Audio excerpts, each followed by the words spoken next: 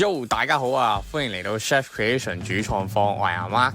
咁今日咧就經過凍肉鋪啦，見到一條豬串骨啦，咁即係咧佢係豬後腿上面嗰一嚿串骨，就決定攞佢嚟煮啦。好啦，事不宜遲，我哋就即刻開始整啦。咁首先咧，我哋就要準備以下嘅材料先。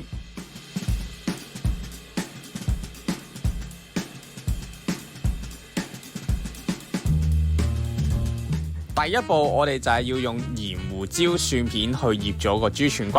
咁因為咧呢一個部分嘅肉咧係比較嫩滑啦，咁所以咧今次咧我就選擇用咗櫻桃蘿蔔咧去作為整個菜式口感上嘅調配。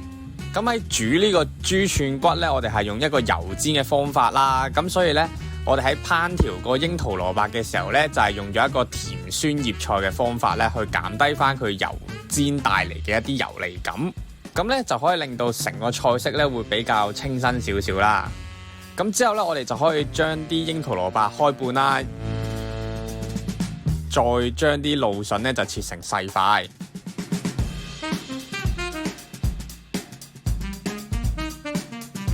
咁我哋將所有嘢準備好晒咧，其實我哋可以將個豬串骨煎成金黃色啦。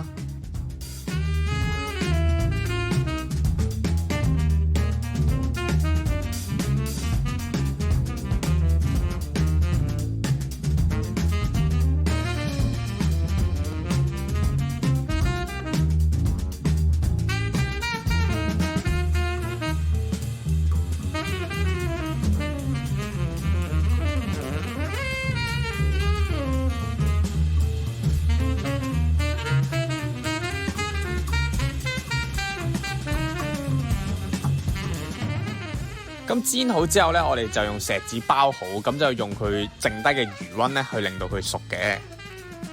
咁喺呢一段時間咧，我哋就可以將啲蘆筍飛水。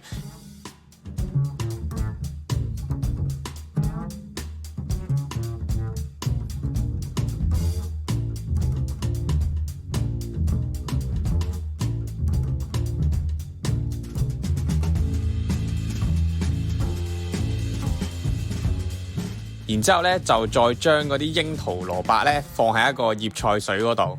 咁比例咧就睇翻下面 description box 啦。咁煮滾咗之後咧，就可以撈翻起佢。之後咧就可以調味同埋落少少橄欖油。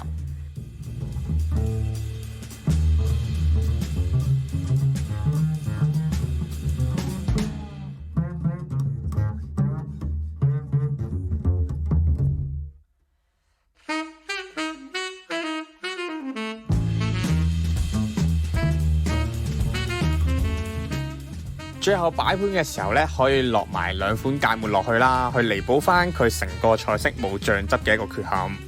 之後就完成㗎啦。希望大家中意呢一個菜式啦。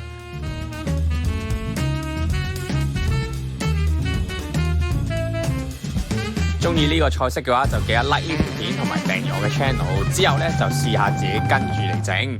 整咗之後咧，一定要喺 IG 度 tag 翻我哋。下一集再見啦，拜拜。